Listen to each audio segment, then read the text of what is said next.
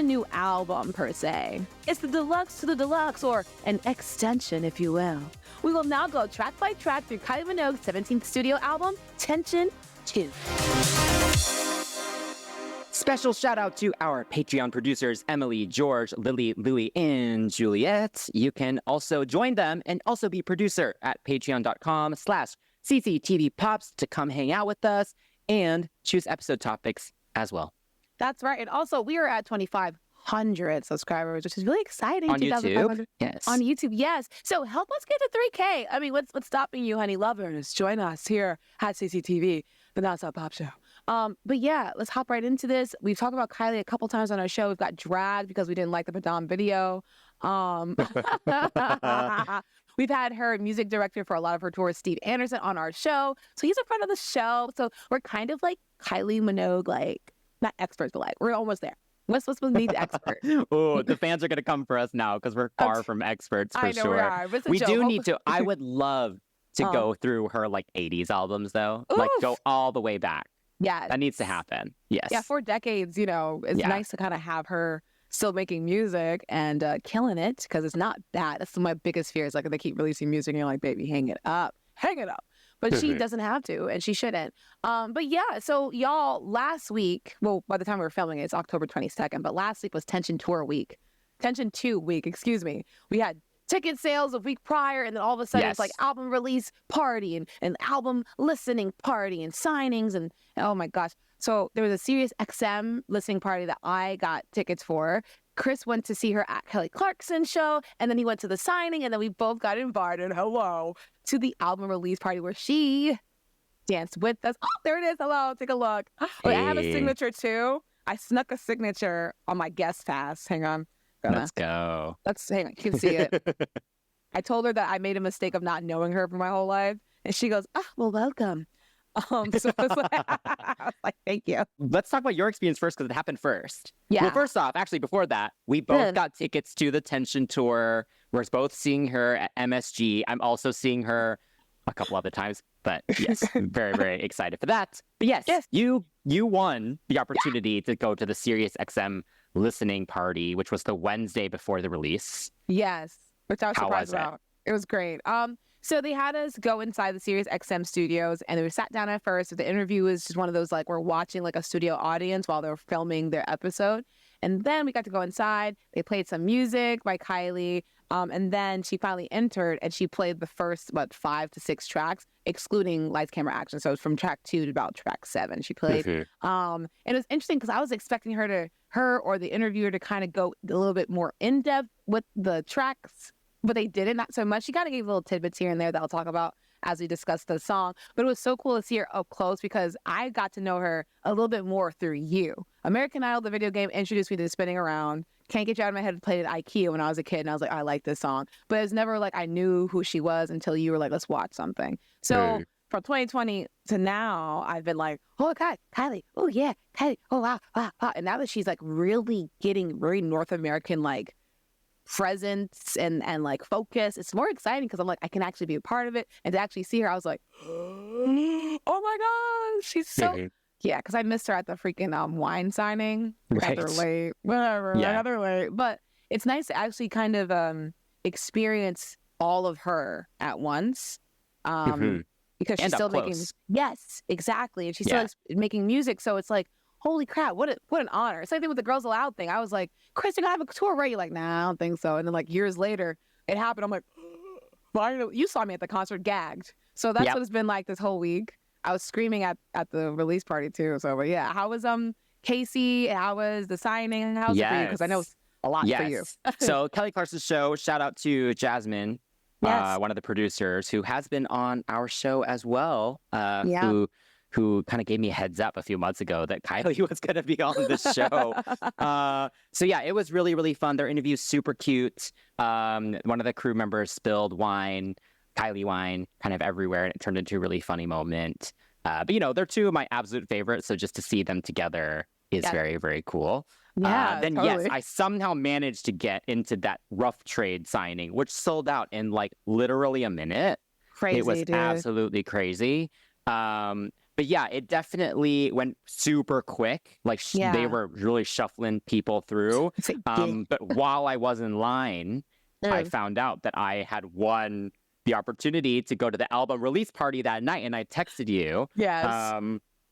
And so I pretty much just said that to her. I was basically just like, congratulations on the album. Right. I'm such a huge fan. I've seen you live so many times. And I literally just found out that I won tickets to your party tonight.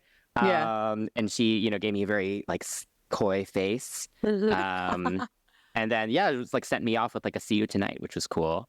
Yes. And then that night we got to go to the album release party. Yes. Before we were acting a fool. Yes. So we put up a reel. Or TikTok or whatever you follow us on of our experience there. But it was definitely, there were a few other super fans there who were having fun as well. And we kind of all got prime spots at the front. But most of the people there definitely were her team and industry peeps. So it was quite a calm atmosphere, and we just kind of took over. We kind of did, and it was like that TikTok song, like, why am I the only one popping my cookies right now? Like that's what it was giving. But it worked out for us because we danced ourselves right in front of her. Yes, and she gave us so much attention. She gave us so much attention. Like you did the little diamonds dance and she joined in. We were like body rolling as she was singing slow a cappella and she joined in with us. Yes. She's like, my sunglasses. She christened your sunglasses. Yes. Listen, if she says that, she wants to wear my glasses, I'm going to be a pop princess. It's already written in the stars. It's done. Give me time, y'all. Y'all be at my album release party and y'all be reviewing my album. I'm joking. But it was a good night. It was nice to see her. Nice to hear the songs. Yes. It seems like it's really exhausting to kind of be doing the press runs. Oh, yeah. But she maintains her energy in such a way that I was like, oh, smart. Yes. It's not like, oh my God, hi. It's like, hello, how are you? You know? So, yeah, I feel like Tension 2 week was very entertaining, very fun, exciting. I'm waiting for my picture, but I digress. Yes, if it's here, we'll put it here. But if not, look out on socials. Yeah. But we're very, very lucky. We got a lot of experiences that fans would kill for. Exactly. Like that was insane how close we were, how much experience we got. And I've never gotten to listen to an album like right when it was released, literally with the artist. Yeah. And I don't think Kylie even planned to basically sing the entire thing either, but she ended up basically singing along to almost the entire thing as well, which is insane that we got to experience that. Especially because I doubt a lot of these songs will make it onto the tour set list, right? Because it's cool to have that. And I did my best to not let that affect my opinions on these songs. That's valid. Yeah. Because now I have like memories of her staring at me through almost all of them. Or singing to me, That's valid. No, that's super valid. Well, I think I did a good job of staying unbiased. I think so too. Yeah, okay. You guys have faith in you, But yes, as you guys have already, or maybe didn't know, we've already did the original Tension album review about a year ago when it was released. So definitely check that out. So just to kind of get into this album itself, while Kylie was finding songs for the repackage or the deluxe version of the Tension album, she explained that her recent success opened the door to studio times with new writers and producers. So instead of the normal repackage with a couple of new songs, she decided to give us a whole sequel album. All right. And now we will go track by track to discuss the production, vocals, lyrics, and give our ratings for each song. Feel free to join along. Don't get nasty. Just defend your song and tell us what score you want to give it. Or you do get nasty. It's fine. Be a lover, lovers. Okay?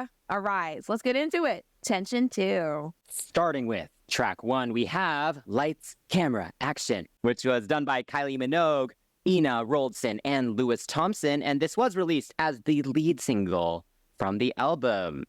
Yes. Oh, my goodness. What an interesting song. I remember listening to it, I think, 2 weeks ago or something. You told me it's out. And I was like, oh, God, is it? So we were watching. I think we put it for like a reaction, didn't we? We did. On our Patreon. Yes, we have a Patreon exclusive reaction. I don't remember exactly what I said. So I hope I'm not repeating myself too much. But I think this is a good song to start the album with. It sets the tone for part 2 of this era. It's bold and it's confident. I like that it feels really effortless and fun. And it's very fabulous, right? So she could have done a couple of things to sing about love or breakup. But it was like, no, let's have fun. I mean, the singles that she has been releasing up until this point have been, it's just singles she's been releasing have been a little bit more fun, which I appreciate. But like, I think it's important, so important for her at her age, with her legacy, to just strut her stuff and not be so romantic and so love-leaning all of the time. Like, she sounds cold and robotic. It feels futuristic and distant.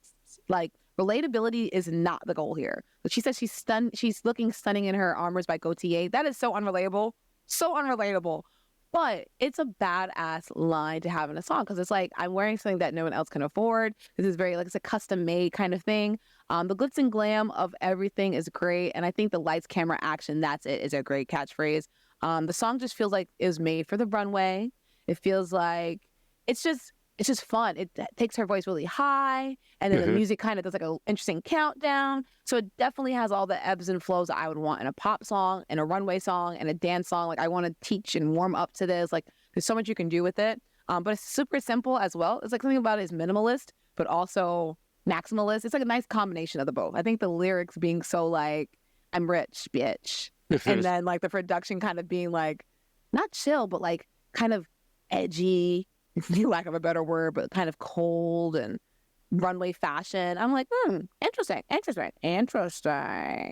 like this one. Yeah, I don't think Kylie has a lot of songs that are that kind of confident, I'm that bitch type of stuff. But she's definitely at a point in her career where she can do that. Yes. I think it's just not really in her nature, because she's quite like humble, I think. Yeah, right. That's valid. But yeah, I think it totally works. It's super, super fun. I'm glad she didn't release one of the more padam kind of derivatives that are on this album as the single. Yes. Like, at least they did something that was a bit different. Still feels a little safe in a sense, because it's, you know, kind of typical of kind of a lot of the dance pop that's out there now. Okay. And I think she mentioned in interviews that they felt the lights, camera, action, that's it kind of hook could hopefully lead to some content creation, you know, so I think that's in their mind for sure. But I still really like it. There is a lot of dimension in it. I think the bass line's great, super strong. There's just a lot of energy behind it. And, you know, speaking of tension, there is a lot of tension in the verses, right? Like, even in the way it's written, it's kind of like, ooh, like, where are you going with this? And you can really feel the build. And then that drop is quite satisfying. Like, this will be super good on tour. Like, I could see this opening the show. Yes. Right. That's not crazy. But or like the encore or something, if she goes with tension as the opener, maybe. Feral. But so I think of it more good for that. It's kind of just harmless dance pop fun. Like, it's definitely not up there as one of her best singles. Right. But, you know, for this moment, I think it's fun. It's suitable. Yeah, totally. So let's get into that music video. The music video is definitely, I don't want to say it's on the nose, like lights, camera, action. Yes. They take it a step further beyond just that model, for lack of a better term, model behavior. There's explosions, there's drama, there's her being very, it's giving, what's the Jessie Ware song from the guest list? Kiss of Life. Kiss of Life, yes. The whole campiness of the dramatic acting and the what. But she's by herself, so she has no one to play off of except her own charisma, right? So I just loved how chic she looked. But then you have all this chaos. The tracking shots are made. Like, there's a lot of action with the camera work that makes it dynamic. You know, like, if you think of like, even the thumbnail for the video is so chaotic, but she's wearing, if I'm not mistaken, not Gaultier, but she's wearing a dress, not Dolce & Gabbana, but it's freaking designer. I know it's design because it looks like Aaliyah's dress from the VMAs. I cannot remember. Valentino? Oh, girl. Oh, I'm not a fashion girl. I'll be real with y'all. But the point is, she's serving looks. And the fact that I'm curious about it, the fact that I'm like, oh my God, like, wait, what is she wearing? Who are you wearing? Who are you wearing? That's the chaos that I'm getting right from this. The flash, the strobe lights. She's on the black sugar cube. I was like, oh my gosh. Like, to be as, what's the word for it? I'm gonna say as old as she is, but to be in the game for so long and still be able to serve looks, like, she oh my gosh, she's so sexy. It was very sexy. This is the video Hot Blooded Woman should have got. Red Blooded Woman. Oh, Red Blooded Woman, excuse me. But interesting. I'm teasing. I'm totally teasing, but she just looks really sexy and she's not trying too hard. And I think that's what I like her. The eye makeup, I think smoky eye on her with those blue eyes. God, Jesus. It just felt like freaking Victoria's Secret. But the cat's out of the bag with her, so Kylie's truth. Ooh. Yeah. So, did you like the video? How'd you feel about it? I loved the video. First off, I love the beginning because she's also kind of teasing the tour with her like pointing at the mouth as well. Yeah. Her walking through the train track is a pretty amazing shot. Yeah, for sure. That's definitely my favorite one. Super iconic. Go I'm on, into sister. it. Go on, sister. So what do you rate the first track of the album? Okay, I will go with an 8. How about you? Same. I'm going to go with the 8. Yes. Oh my gosh. It makes it so hard because like this is an 8. What's a 9 or a 10 on this album? Dun, dun, dun. Well, it's tough because also like I'm kind of including it with tension. Ooh. So to me, the track tension is a 10, right? Ooh. That's kind of like the standard. And then there were some other songs on that album that I believe I also gave a 10 in my old review that I still agree with. No, so how do these songs match up to that is kind of how I'm going. Damn. Oh, that's so tough. Oh, I was kind of I was going to try to treat it like separately because I was just like, I know tension was giving more 80s than disco giving 70s. So this one was giving more like futuristic, maybe like 2000s club-ish vibes. Any hoodle doodle. We're just going to move right on because, it's going to be tough, y'all. And the next one is Taboo. And it's done by Ina Woldson and Woldson and Steve Mack. Whew, okay. Still a struggle. Yeah. Listen, there's 2 consonants next to each other, my friend. Oh, I'm struggling. Sorry, Miss Ina. You write great music. I just can't read. Yeah, we've said your name quite a lot, both of you. Yes. Congrats to them. Wait, were they a lot on the tension? Were they really like featured a lot on tension at all? No, Ina was. Ina was, right? Yes. But Steve Mack did a lot of like the Westlife stuff, Saturdays. Yes. Okay. He's done a lot of good British pop. Yeah. Right guy. Yes. Okay. Speaking of the Saturdays, we did a review of their album, so definitely check that out. Sure. All fired up. We love that. All right. So this one is interesting. I remember first hearing it and I was like, ooh, ABBA. Ooh, ABBA. Mm-hmm. But like dangerous ABBA. It's like yeah. A lot of comparisons have actually been to Madonna's Hung Up. Mm-hmm. I mean, that's how. I mean, they sampled. Yeah, they sampled. Yeah, which is that kind of dangerous ABBA almost, right? Yeah. So I mean, I think for me, this one is interesting because she understands as an artist how to perform a song, right? Even at the release party and in the listening party, she asked for us. She actually gave us the lines of the song, almost like a pastor. The pastor goes, "I'm right with God." They go, "I'm right with God." Like that's what he was doing. That's what she was doing at the events. She'd give us the lines so we can sing along with it. And then when the un de trois came, she gave us the rhythm of it, right? And she was directing us with the un de trois, taboo, and her hands would go up. Like she'd tell us what it is before it came around. So she has a good sense, or the songwriters have a very good sense of what could catch on with the audiences. The taboo, do do do do do do. That part right there is very catchy. I love the French counting before the chorus. In fact, that like it makes everything swell even more. So when she does go taboo, it's like you finally got that kiss that person that like the person you're supposed to stay away from because you know they're about their tattoos, but you were checking them out all night. Ooh, yeah. I will say, where's my bridge? Where's my bridge? Hello. I say that with most of this album. It's very short, these songs. Yeah, it kind of annoyed me a little bit because I'm like, songs like this deserve a bridge. It deserves a dance breakdown. Even if she's not singing, even if you just fly over the vocals and kind of chop them up some way, it deserves a dance breakdown, at least.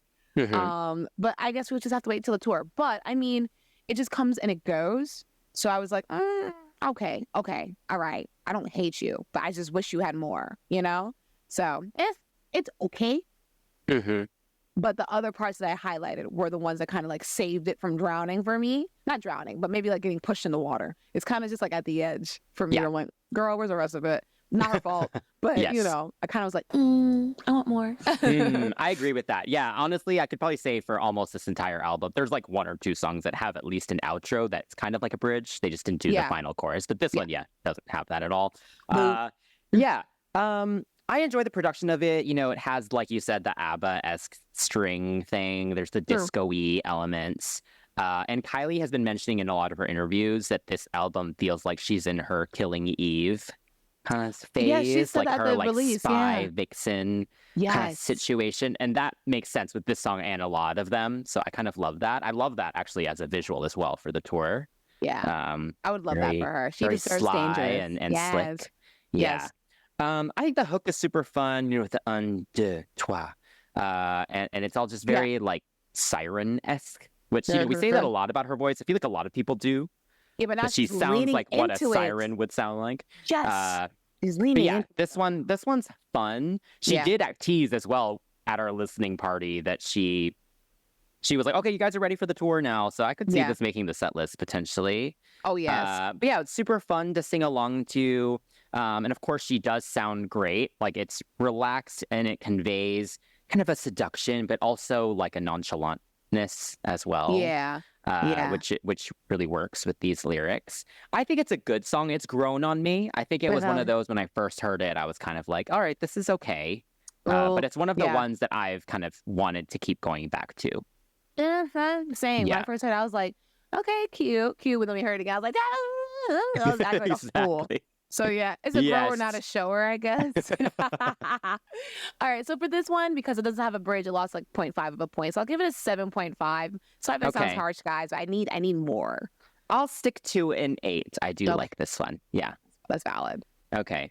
Moving on to track 3, we have Someone for Me, which was done by Sarah Hudson, Leland, R.I. Pablo, Lost Boy, and Joan. Joan? I think so. Yes, Zone with an H. So this was the song that was given the push to all the playlists on release day. So if anyone had New Music Friday or they listened to like pop, recent pop or whatever they call these playlists, this was the song that was chosen. So right now its streaming numbers are much higher than the rest of the album. So we'll see how that kind of translates as time goes on. But yeah, I can see why it was chosen for that. It is very, very catchy, and it was done by Lost Boy, who of course worked on Padam Padam. Yes. So that makes sense, in that they felt that would hopefully get some people. Yeah, I think this one's fun. It's different, a little bit different for her. Yeah. Kind of both sonically and in just the topic. Like the lyrics are very, very fun. I love the angle of kind of being happy for your friend or whoever. That they found someone, but also like, hello, what about me? Right. Hello.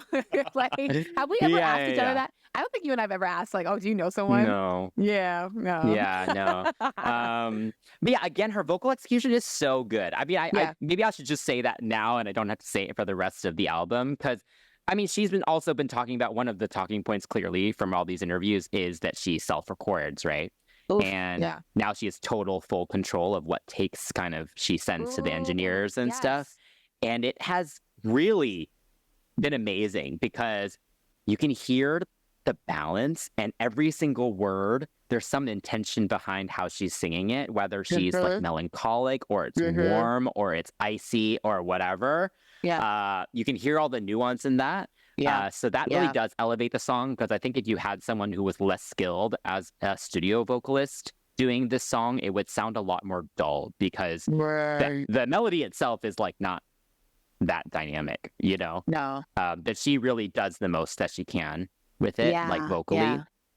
And the production is very cool. I love the way the bass synth is used. It's relatively minimalistic, but there is like a whimsiness to it, which I enjoy. So yeah, this one is probably a favorite on this album. For me, it's up there for sure. Yeah, super catchy. I like it. What do you think? Yeah.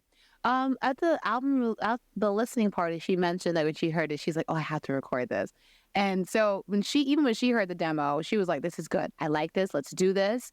I think this song is interesting. She actually spoke Spanish before she did a little bit of Spanish before the song played, right? And I think she kind of just tried to let us know there's a little Latin influences.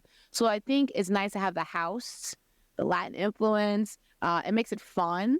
It doesn't sound like cheap versions of the genres that it is deriving some influence from, which I appreciate.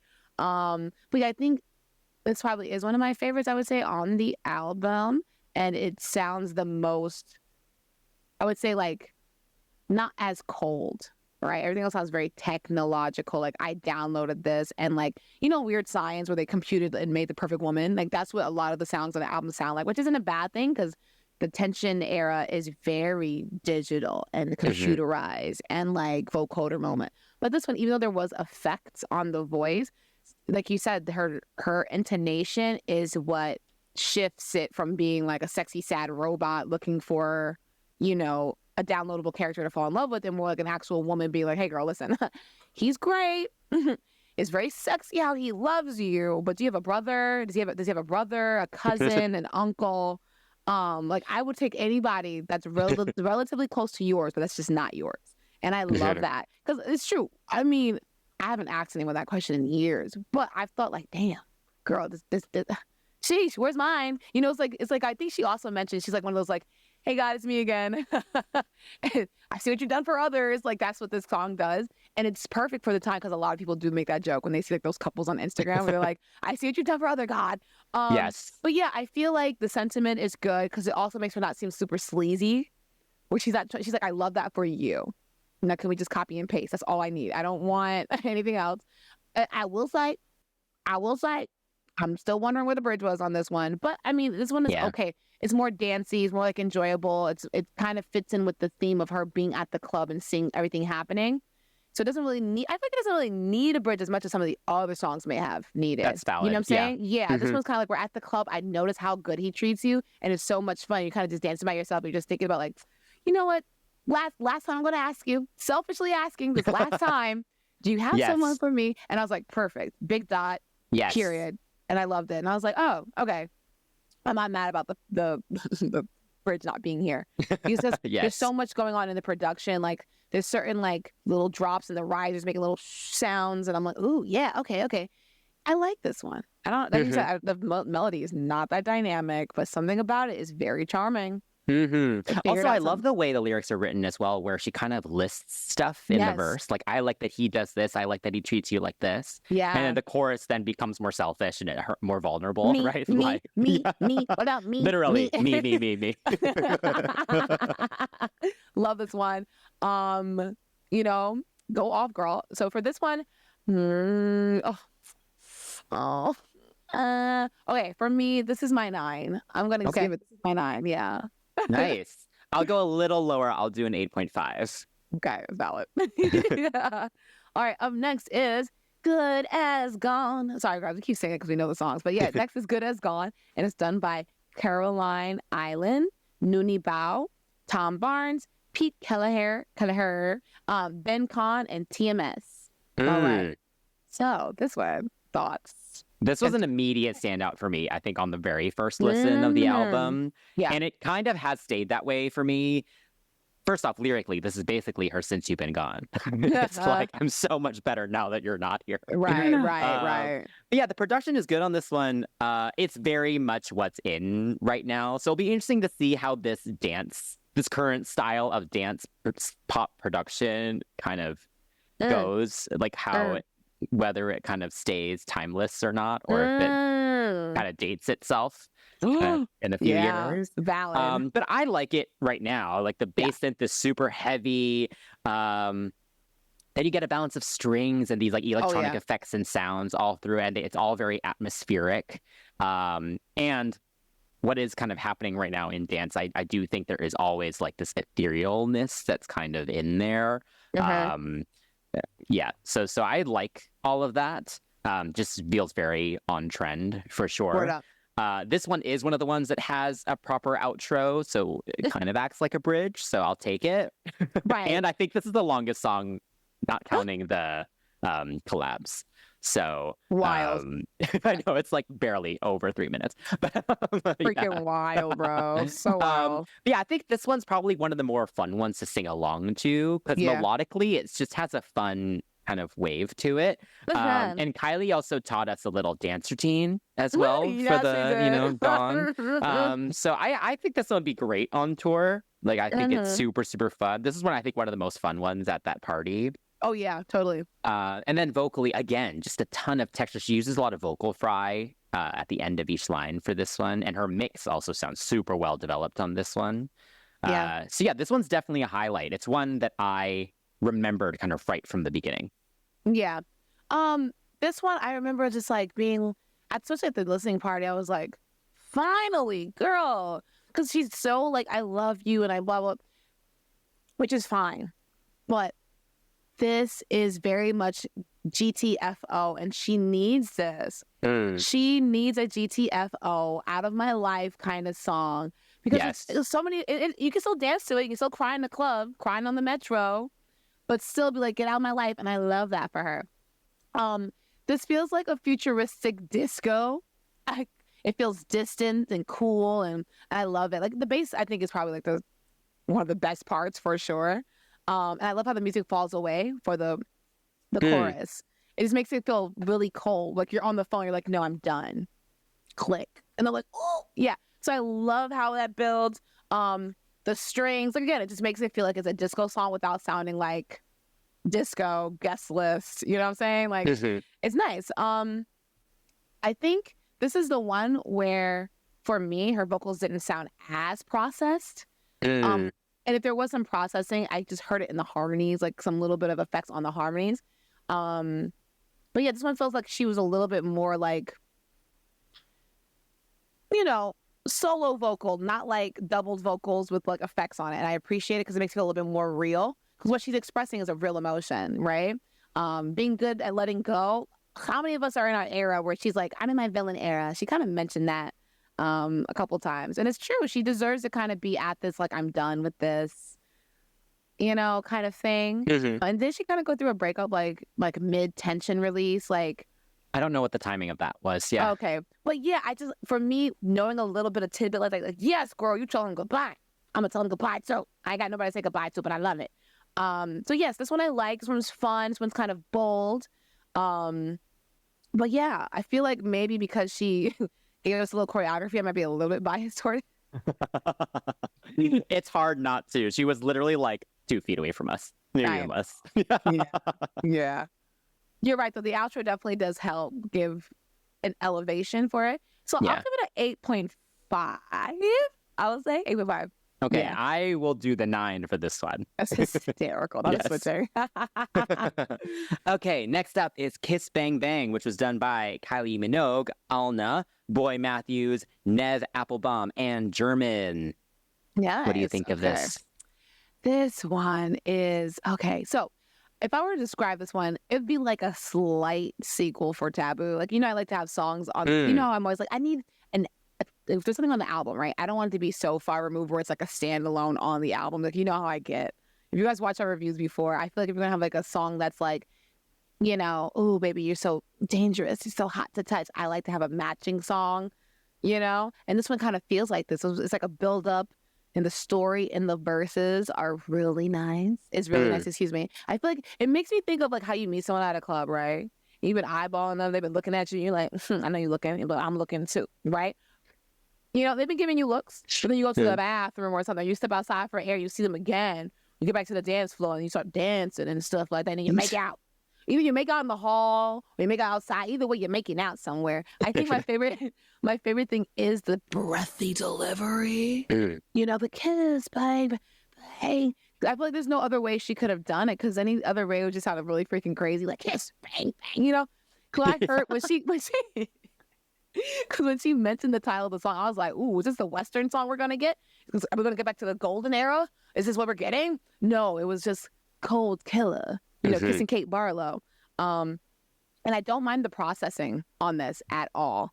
Yeah. It just sounds like, again, it sounds like a sex club and like like a virtual reality sex club. That's what it's giving. I don't know. Think about this album just gives me a lot of like mental like cues. But yeah, I love how her my favorite thing about like the vocal effects is that even when she's in her falsetto, it doesn't sound like it's trying to pitch correct her. You know how that happens with vocal, and you're like, girl, why'd y'all leave that on there? Why'd y'all do that? But this one just feels more just like ethereal, as you said before. It floats. So when the beat drops in that chorus, it's like, oh yeah. Yes. Not just, you undulate a little bit, you pop your chest. But yeah, this song, again, just has the idea of I'm just trying to hook up with you. You're so attractive. I'm trying to hit you with this one shot. My eyes have been on you all night. Yeah, I want your heart, but like, yeah, I'm trying to kiss, bang, bang you. you know? So kudos to her for having fun with it. It's really sexy too. I feel like this is the sexiest one we've gotten so far. Yeah. Like Taboo is kind of there, but it's almost too bright. This one's like, no, I'm going to him. Oh, you know? So I like it. I'm like, go ahead, girl. Yeah, you mentioned her vocal like floating. I definitely also imagine like her in a bathtub or a pool or something as she's singing this, because it does feel kind of underwater in a way, because of how slinky it is. So yeah, I guess there's a pool in this virtual sex club that you were talking about. Yes, pool in the virtual sex club. Yeah.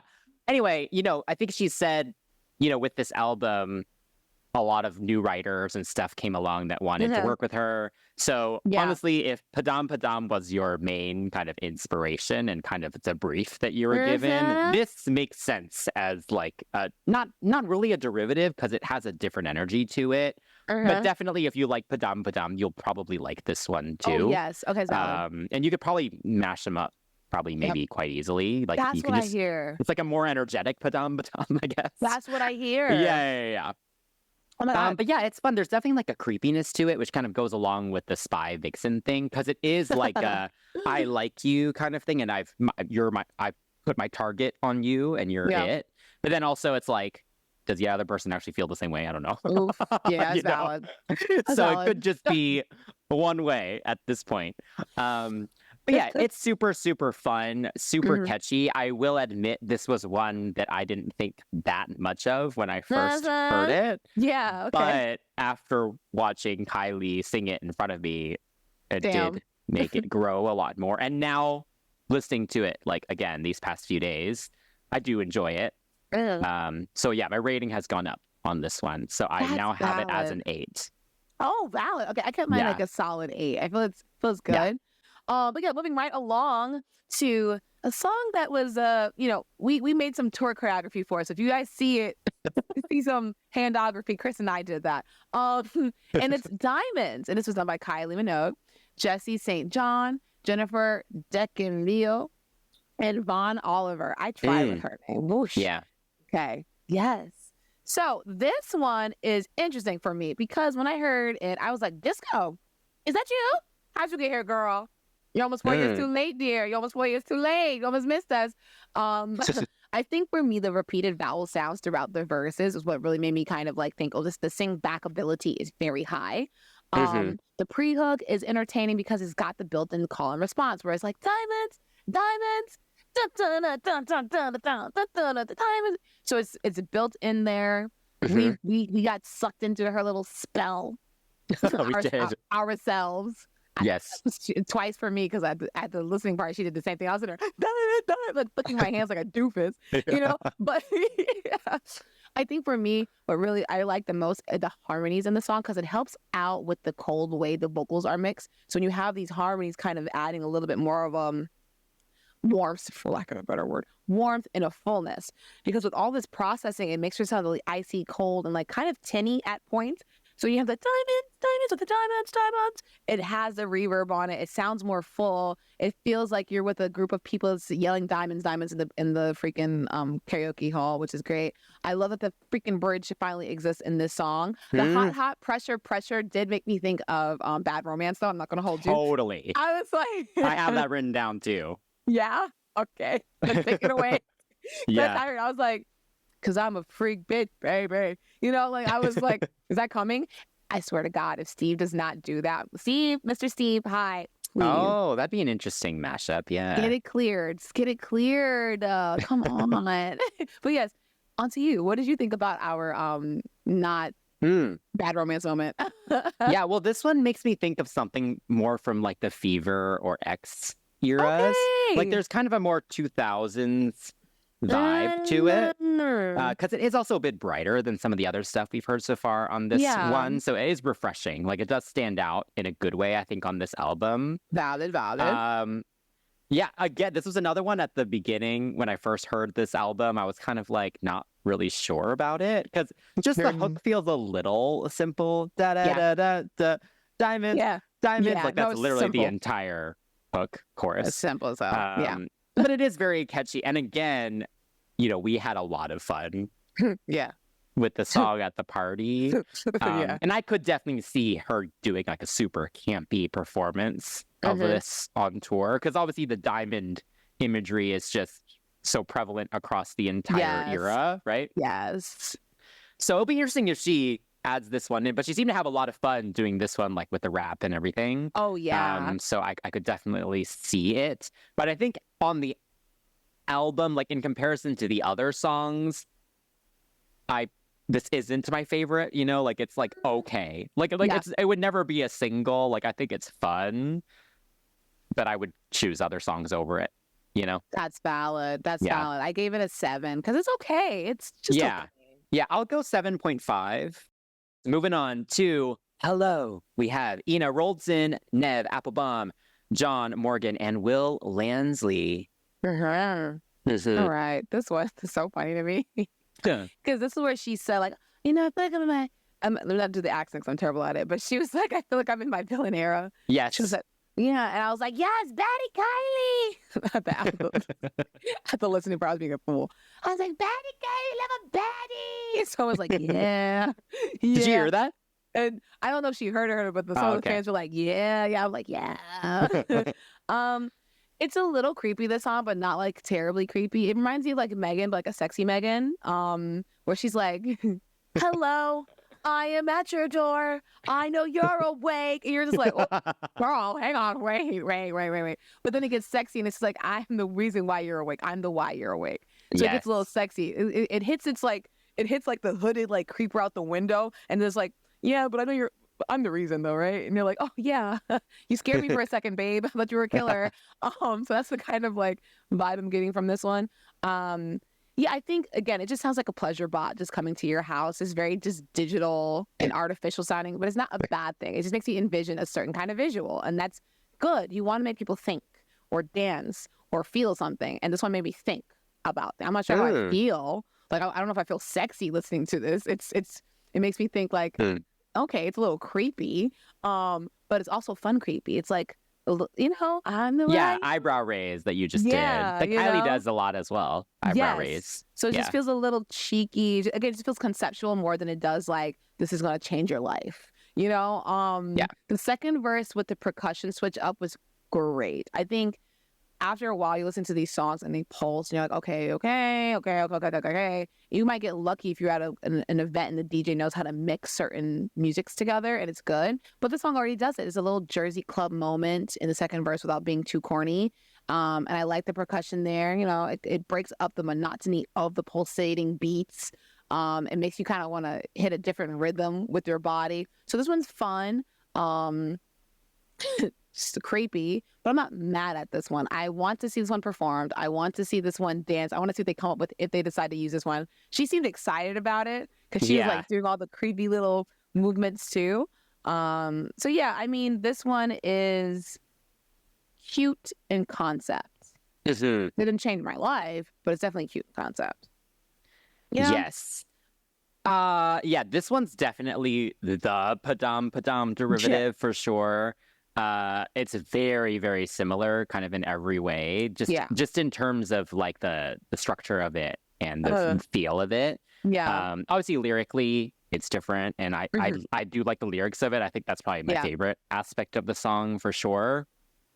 But in kind of this era, like, do you really need this? I don't really know. Because it's just, I don't know, like, why would you listen to this one instead of Padam? You know what I mean? Like, I just, yeah. Well, I still kind of feel like Padam isn't my favorite from her. So do you prefer this one? Maybe. Okay. Because there's something here other than just making my heart race. This one's like, well, I don't know if you feel the same, but That's I'm fair. here anyway. I just don't think you need both. You know what I mean? You're right. Yeah. Damn. That's tough. Yeah. Well, I think it just depends on if you like, what genre of dance pop you like. Like, do you like the... Yeah. Okay, yeah. But also, like, I've actually seen a lot of comments. I think this is one of the more divisive tracks. I think some people think how I feel, and then some people are like, oh my God, this is like so cool, and we like this kind of creepiness of it, and it's like interesting for Kylie. Yes. She does have this song from Impossible Princess called Say Hey that is also kind of like this similar, like, I can't sleep and I'm calling you. And I just want to say hey. And it's like done in kind of a creepy kind of way. So people were saying, ooh, like that matched up with this for the tour could be really, really cool. Yeah. So she elevates it kind of in that way and does something really creative with it. That'd be awesome. But yeah, you're just so right with the Madonna thing. Wow. Yeah, but as a standalone, this one's just a bit forgettable for me. Yeah, but it's not bad. Valid. It's just like feels a little derivative. Yeah, you're so right about the Madonna thing. It happened. I guess it only happened prior to this song. A couple songs back, and then this one, I was like, Madonna. Like I started singing it. Yeah. Oh, you're so right. Ooh, so what's your score for this one? I'll still give it a 7. Like I don't think it's a bad song. I just think it's like fine. Yeah, that's valid. Do I like it because it's creepy, or do I like it because it's good? Yeah, well, I mean, like you said, watching Kylie she did kind of do the creepy robotic faces while she was singing it, which was fun. But yeah. Okay, I think because the ending doesn't go anywhere, and Padam is more fleshed out, we got like almost like damn near 30 seconds of just music. I'm gonna give it a 7 as well. Okay. Yeah, I'll leave that 7. Yeah. All right, moving right along from Hello to Dance to the Music, and this was done by Kylie Minogue, Jesse St. John, Jennifer DeSilvio, Tobias Wincorn, and Vaughn Oliver. Y'all got these first name, last names going on. You've already attempted her name once. I know, but this one was better, right? It was so much better. I guess I know disrespect. DeSilvio, maybe? Oh. DeSilvio?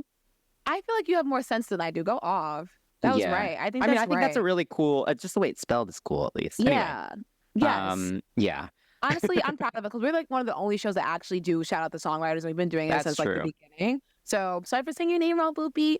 But yeah, this one is not bad. This one is like okay.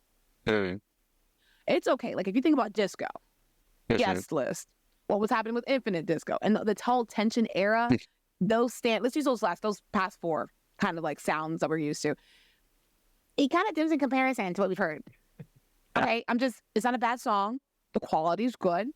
The vocals, the concept of the song, but nothing really stands out to me. I like the Donna reference, and I like the vocoder that's like, a la S Club 7. Everybody gets to the S Club beat. I love that. It's fun. It feels like a fun, funky beat. So yeah, I feel like it's a fun party song to sing along to. But like, would I be at home alone, sitting there like, yeah, like this is kind of like, okay, it's safe. Yeah, it's safe. It has that disco beat. Not a lot of effects on her voice. I think it's pretty, but yeah. Yeah. Okay. Yeah. This one's just a tad random to me because it doesn't really fit on this album at all. No. And yes, obviously she did do the disco album, but like literally every song on the disco album is better than this one. Yeah. I would say. Yeah. I will say lyrically, I do like it. Like it feels like a song for her fans. Like she calls out the lovers. Yeah. It's almost like she's talking about her concert. Like her concert is where you can come and like feel safe and accepted and dance to the music. Yeah. The melody is cute. Like it is warm, which we haven't gotten much warm on this album. So far, right? It's been more icy, so at least there's some contrast there. And I like that it's kind of chill in comparison to everything else, which like maybe is why she didn't play it at these listening parties and stuff, because I guess everything else feels more like party. There are some really nice harmonies here on like the dance, like on those long moments, which are nice. But yeah, this just feels like a song that was like written during the disco era that they didn't fully finish, and then as they were fleshing this out, they kind of were like, oh, we have this. I don't know. Yeah. I don't think that is the case because the writers are all, I think, newer people that she's been working with. But if it makes you feel that way, that's not... like I just don't. I would choose to listen to the disco album over this song for sure. Big oof. Yeah. Yeah. But again, I don't think it's bad. Like none of these songs are bad, which is great. Yes. But. Yeah, I'll stick with the 7 again. Like, it's just kind of like, okay. In the middle of the road, yeah. Yeah. I'll match you. I don't want to give it too low. Yeah, I don't think it deserves anything lower than that. But it's just like a little, just fine. Yeah. It's average for her. At the end of the day, if you're a Kylie fan, you know it's average for her. Yes. Like, yeah. Yes, that's right. Moving on to Shoulda Left Ya, which was done by Kylie Minogue, Gerard O'Connell, Richard Biff Stannard, and Duck Blackwell. This one feels like the 80s. I will say in terms of like the tension, capsule, World. if you will. Yeah, it's not as good as Hold On to Now or Things We Do for Love. Right. Because those really leaned into that whole 80s ballady kind of 80s Yeah. thing. Yeah. Mm-hmm. And this one's okay. This feels like, honestly, it should have been a younger artist, but I feel like a young artist who doesn't have a sound would have released this. Just to follow a trend. It's not bad, but again, I just feel like it's okay. Mm-hmm. I like the sentiment. I think that's what kind of saves me a little bit. But it feels like a good response and like match to the Hold On to Now Things We Do, but it's not as strong. The drum machine of the percussion is probably something I like because it sounds like someone was like, okay, ticky ticky tacky on the little machine. Yes. But yeah, I mean, at this point in the album, I feel like if you're going to give me Regretful Kylie, this song has to be a banger. Like, there isn't like a lot of moments that stood out to me. Like the Cherry Red lipstick, Hate My Nails part. I love that part. Yes. The repetition works. It does. But again, like by the time the chorus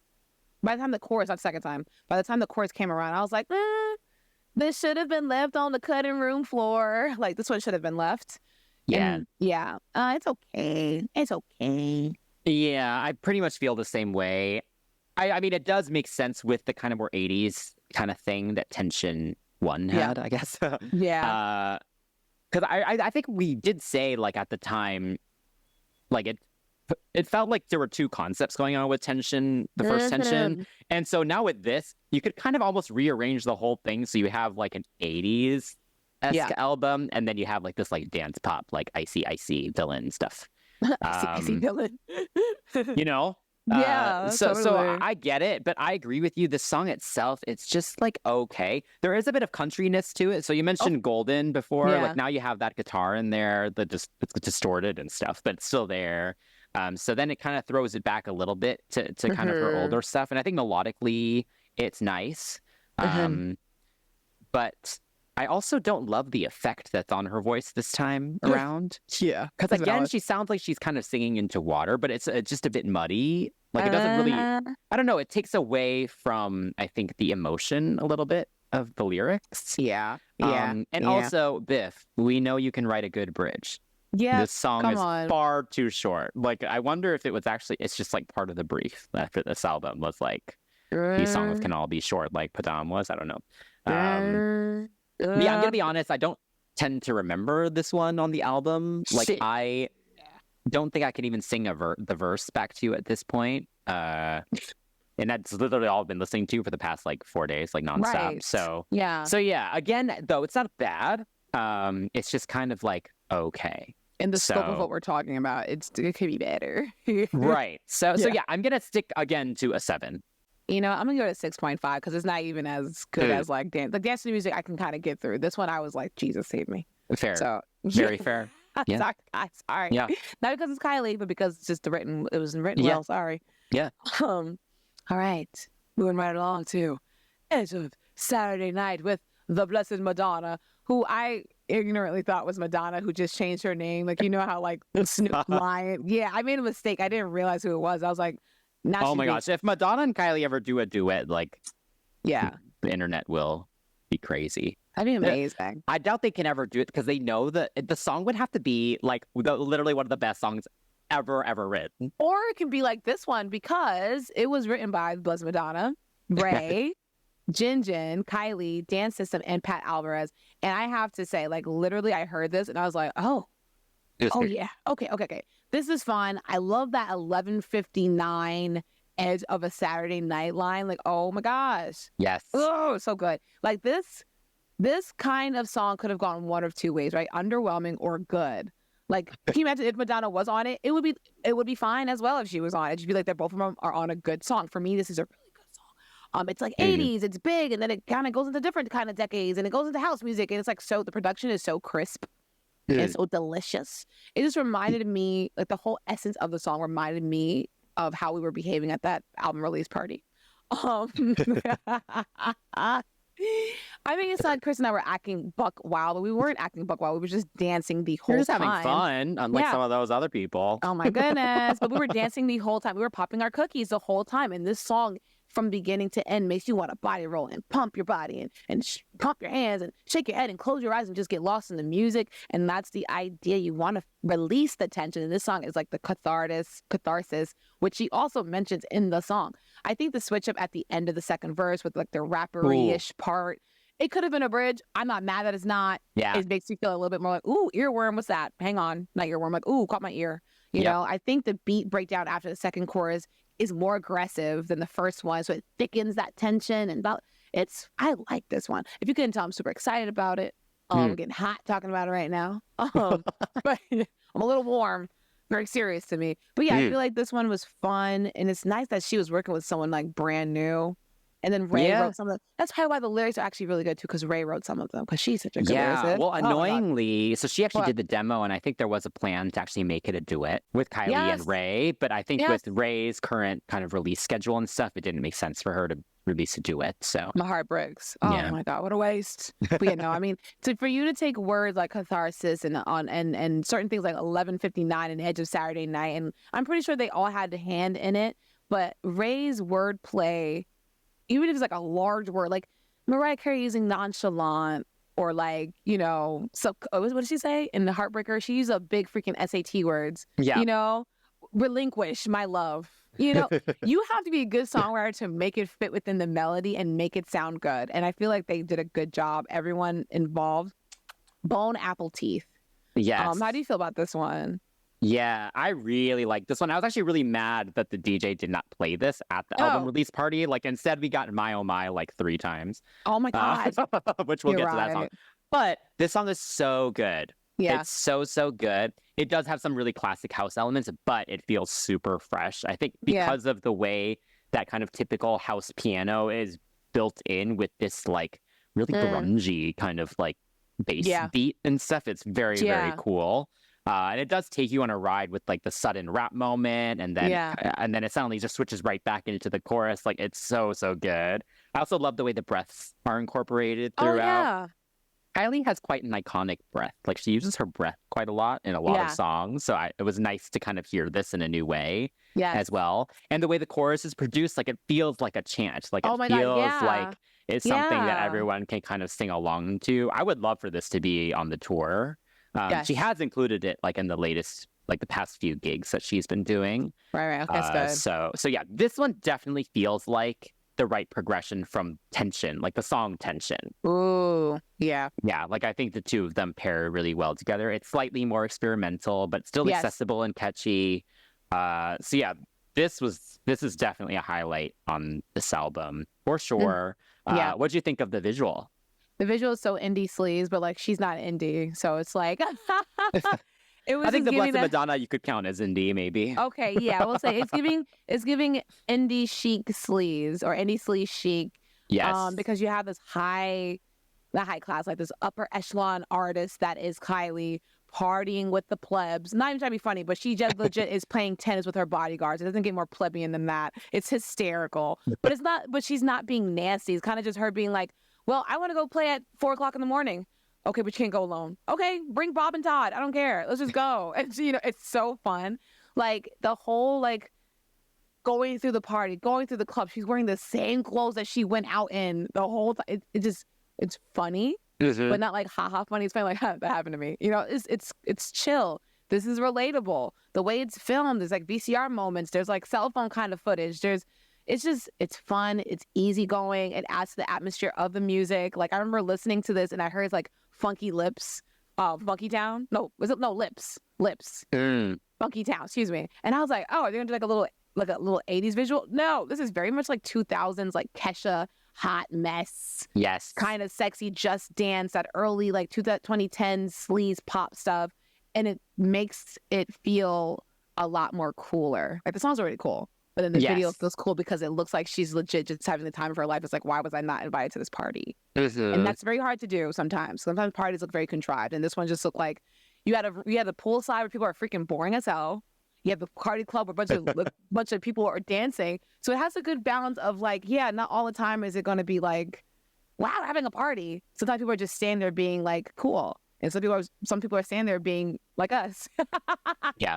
All the party scenes kind of remind me of Elite a little Oh bit. my God. Okay, it's valid. Super valid. It's just the way everyone was dressed. I don't know. You could just tell it wasn't Europe. You know what I mean? Yeah, totally. It wasn't us. It wasn't with us. She said, forget y'all. All right. So yeah, I will give this a 9. How about you? I'm going to give it a 10. I'll give it a 10. Yeah, I love this one. It's so good. Okay. Yes. Yeah. Okay. Moving on to My Oh My with Bebe Rexha and Tove, or Tovlo, which some people also say. This was written by Ina Roldson, Steve Mack, and Tove. Yes, Tove, period. If you did not know that video, look up Megan Thee Stallion. Look, it's hysterical. She was like, Tove, no, period. I don't think she knew who Tove was. Lou is. They'd be great together. Actually, they have to figure out a song. Anyway, okay, okay, okay. So I'm trying to be nice. So I like the video a little bit more than I like the song. I'll start there. I know I'm going a little backwards. I like the laws, you know, after Can't Get You Out of My Head, she should be saying la a lot more. The vocal effects is okay. I feel like I'm on the phone with her or like talking to like an AI version of her, which again is not bad. It fits the idea of what tension is. I feel like the chorus is lazy. Not lazy, but I just feel like it's trying to give the idea of being effortless when it's just boring. Just to kind of excuse it, to kind of like, we're going to say this phrase over and over again to go into a dance break portion of the song. And I don't appreciate it. I will say I'm kind of surprised at Bebe Rexha. She legit just followed the same melody as Kylie with a little bit of kind of like nuances that were her. She kind of surprised me a little bit in the way she delivered her part. She's not a bad singer. She's a great singer. She's a great songwriter. Tove stole the show because she's singing with falsetto. She's singing like in her chest voice. Like it was a little bit more like, I don't know how to describe it, but it was a little bit sexier because she was in falsetto a little bit, and then she went to her chest voice, and then she kind of was whispering the hi. So there's a little bit more of like a texture thing for me, I think, especially with all the processing that kind of either like made me like it certain parts or like dislike certain parts. It's a chill song. Could I shop to it? Yeah. Do I like the singers that were on it? Absolutely. I just feel like maybe this was not the right song for all of their voices. It kind of was just like, let's just get the names that we know the gays love and then see what happens. You know what I'm saying? So it's okay.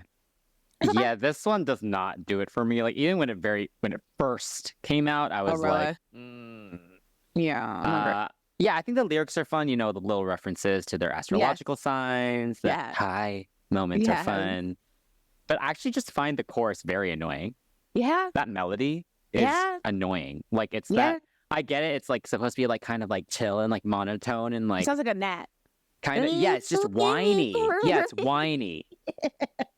And of course, the vocal effects don't help with that, right? Because Kylie and Bebe, they both have thinner tones or different, right? Kylie is like, she just naturally has quite a high voice. It's very thin and it's quite nasally naturally.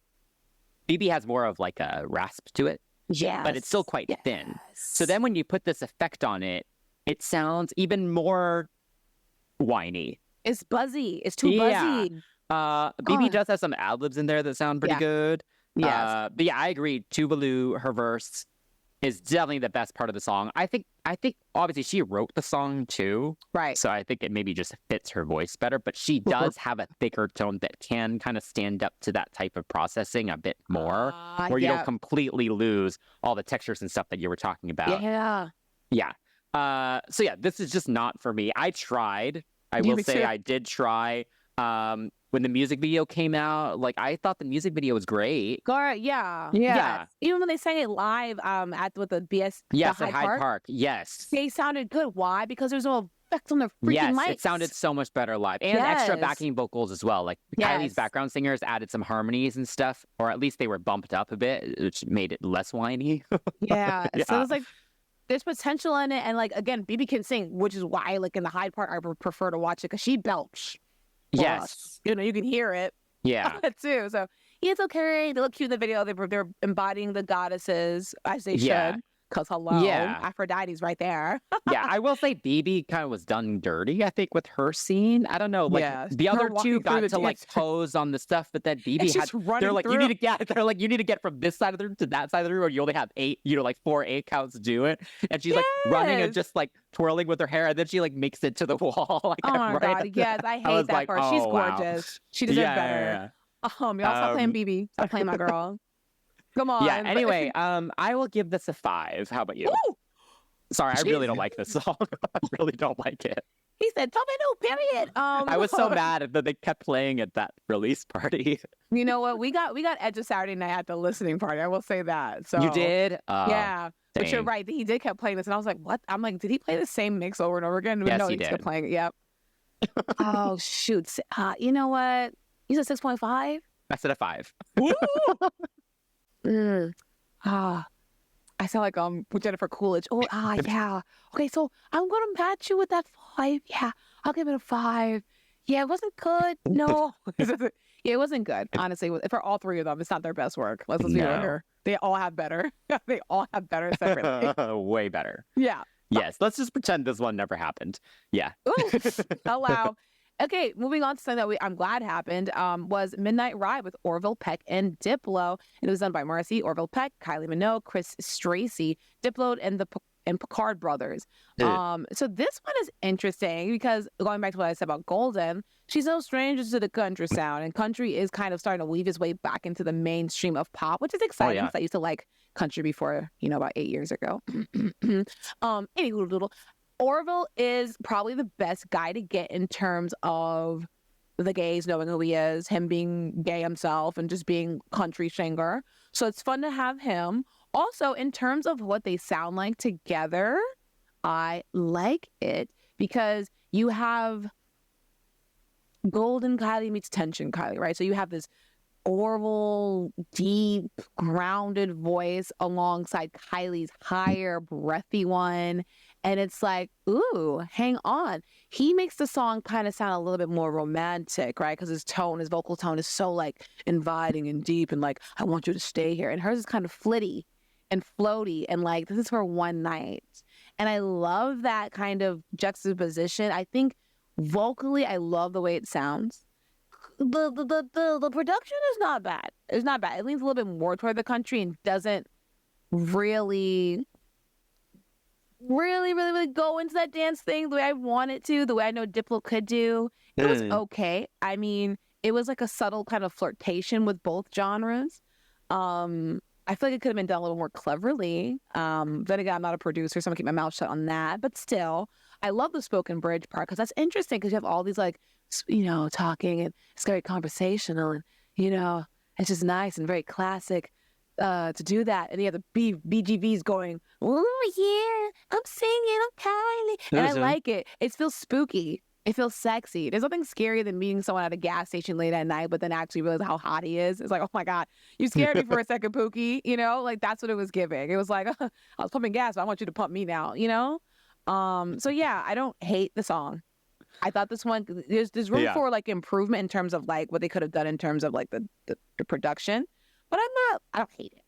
I don't hate it. Yeah, I think it's fun. I think it's fun for sure. I don't know much about Orville Peck at all, but I think his voice is cool. Like it's super deep and it kind of has that kind of very typical kind of country sound, but then him kind of singing over the dance beat and stuff is interesting. Yeah. So yeah, I think I do think the kind of mix of dance, country, pop kind of it works for sure with this, and I think with Kylie's kind of sexy siren voice, it does balance Orville really well here. Yeah. Like they're almost complete opposites in a way, but when they sing the chorus together, it actually sounds really good. Yes.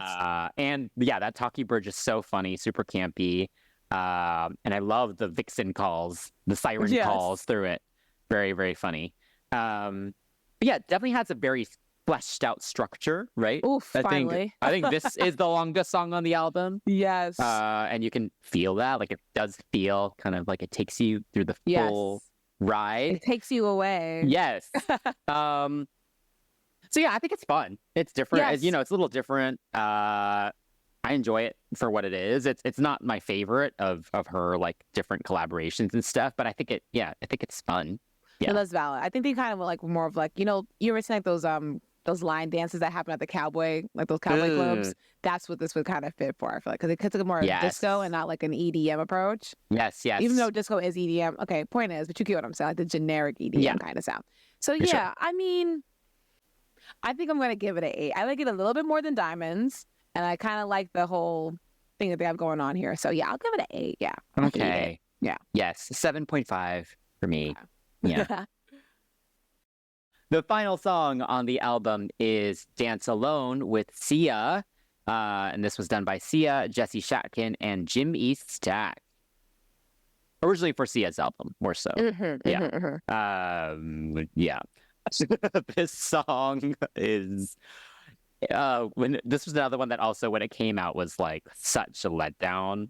Because like you would think the two of them together... they're like the two Australian, like the biggest female pop stars, really, of our time at the moment. This doesn't really do much for me. I think the verses are fine. Like, there's like a melancholy to it. It feels very poetic. There's a simplicity that does work there, but then the chorus feels a bit lazy. It's just a bit meh. Like, it just doesn't go anywhere. No, terrible. Production-wise, I like that the beat's kind of like a march, especially during Kylie's pre-chorus. I think that's kind of the more interesting part of the production. But yeah, even like with the two of them, they never do any harmonies together. Like, they just kind of each sing the chorus. Like, it's like K-pop. It's like, you get this first half of the chorus, and I'll get the fucking half of the chorus. Yeah. I don't listen to the song. This one's not it. Yeah, the pacing of this one is okay. Like, the story being told in the verses, it's building into something. The chorus is lazy. It is so annoying. Maybe because she's not hungry anymore. She's not trying to actually write good music. I don't know what's happening. We've heard what she did before. She does for other artists. But now she's like, well, everyone knows Chandelier, so what am I doing? And she's not trying. That's what it's giving. It's kind of like, we all know Chandelier and, like, was it Titanium and all the other crap. I would love Titanium. It sounds like Chandelier to me. For me, after I was kind of sick of it, but I get the appeal, right? So she is capable of writing a good song, but I think after she released that movie about the young girl on the spectrum, the music has been trash. I don't know what's going on. I feel like she's like, well, you know what? I still have Titanium. I still get royalties from that. I ain't got to try. No offense, Miss Sia. You're very talented, but this ain't your best stuff. No, I mean, her success level has really died as well. Like I don't think...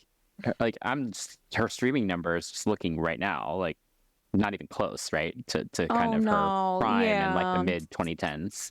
Yeah. That's shot. But then write a good song. Write a better hook. I don't know what to tell you. Yeah, by the umpteenth, like, I just want to dance, I was like, get me out of here. It's okay. Kylie makes it a little bit more interesting because they sing in unison and the production changes up just slightly. But once again, by the umpteenth, I just want to dance alone. I was ready to skip the song, but I was like, no, I have to finish this for the album review. But, oh my God. Once again, just write a better hook. That's it. 5. Yeah. Well, first off, I just want to mention the music video. Because at least Kylie is in it, right? And she looks great, in her little scenes on the island. I want to shout out Pauline, who I know, who is the lead dancer. Yeah. Yeah. You know her as well? Yeah, I met her.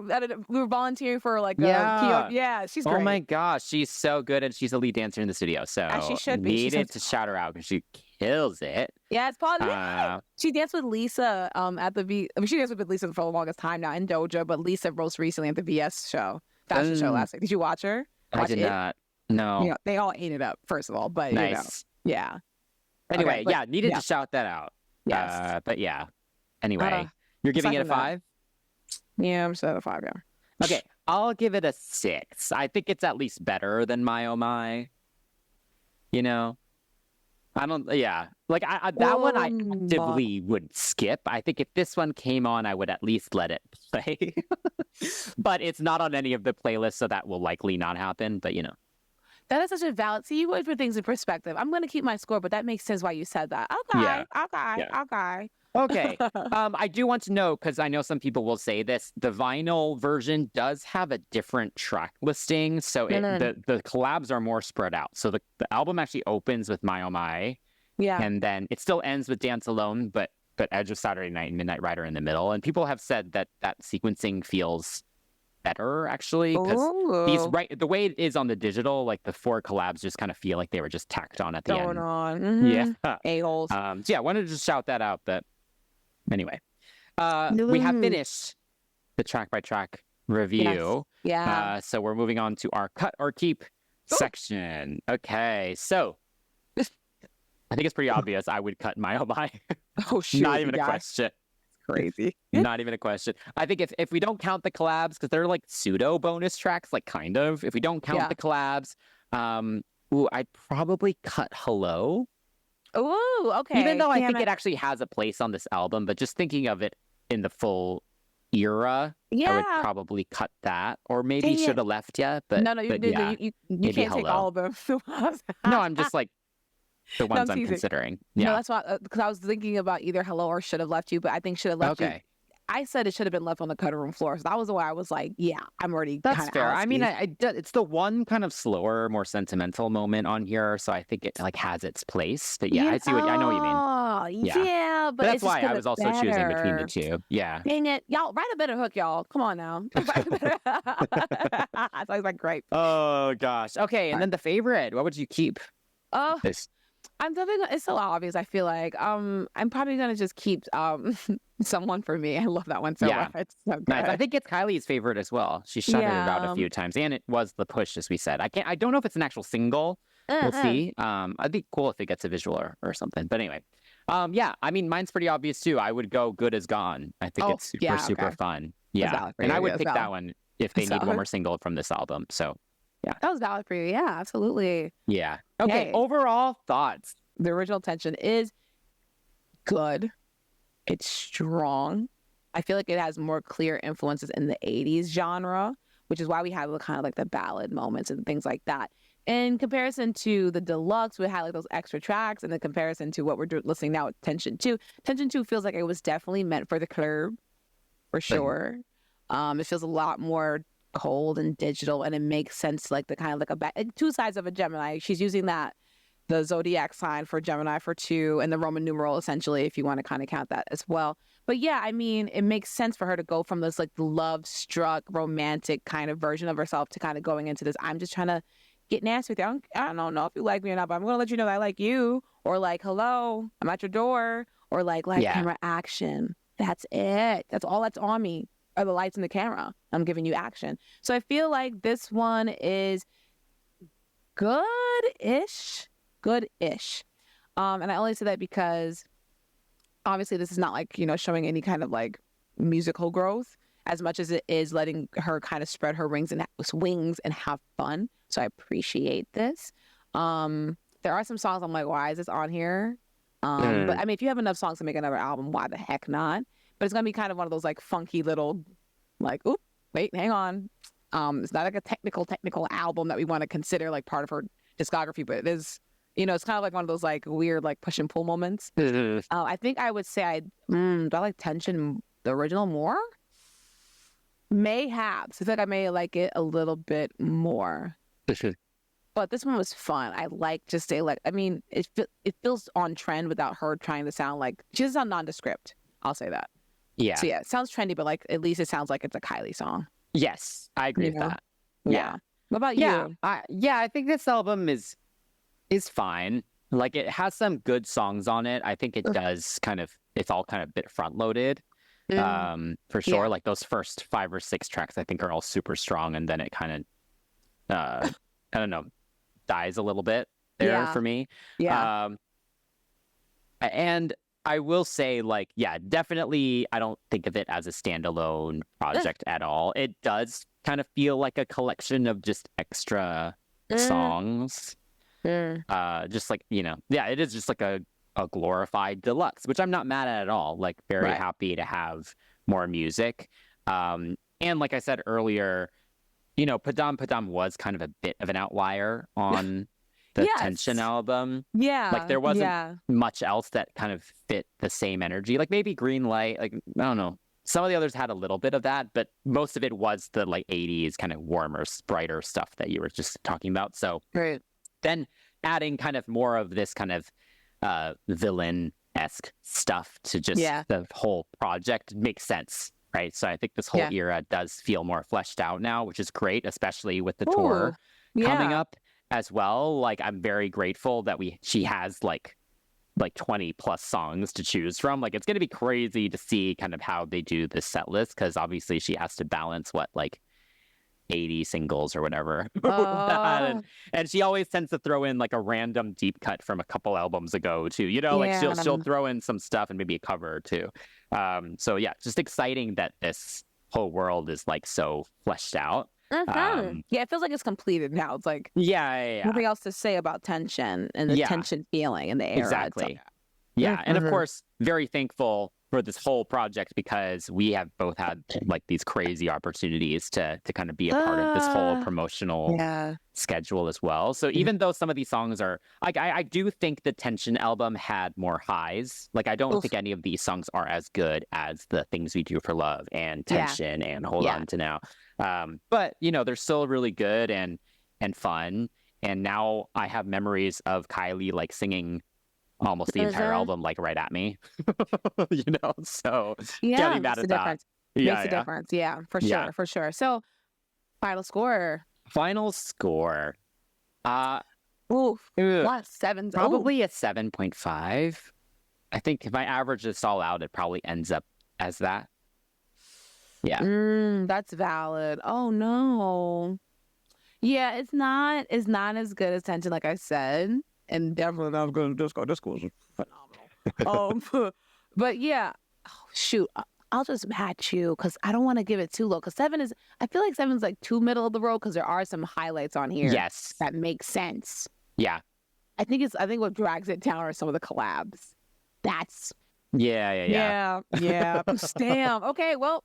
7.5. There you go. Yeah, there it is. That's the reason. Dang it. Okay. Let us know what you all think about the album. What would you rate all the songs as well? And of course, let us know what other albums you'd like to hear us review. Like, if we did one more Kylie throwback before this tour starts, which albums should be reviewed? Let us know. You can hang out with us and the crew on Patreon to get priority choice, and you can comment below, of course, and message us at CCTV Pops on social media. Don't forget to like, subscribe, and turn on notifications for our YouTube channel. And if you're enjoying the show on a podcast platform, please give us a follow, a rating, and review. Until next time, that's Chantel. That's Chris. And we're signing off from CCTV, the nonstop pop show. Yay!